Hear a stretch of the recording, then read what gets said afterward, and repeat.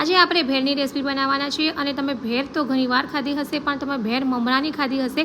તો આજે હું તમારી સાથે એક યુનિક જ રેસીપી લઈને આવી છું, જેમાં આજે આપણે મેગીની ભેળ બનાવીશું.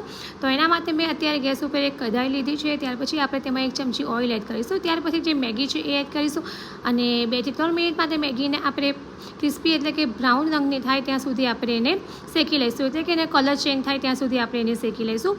અને ત્યાર પછી મેગી શેકાઈ ગઈ છે, તો હવે આપણે એને પ્લેટમાં બહાર કાઢી લઈશું. ઉપરથી આપણે જે ચોપ કરેલો ઓનિયન છે તે એડ કરીશું. ત્યાર પછી ટમાટર એડ કરીશું. તમે તમારી ચોઈસ મુજબના વેજીટેબલ એડ કરી શકો છો.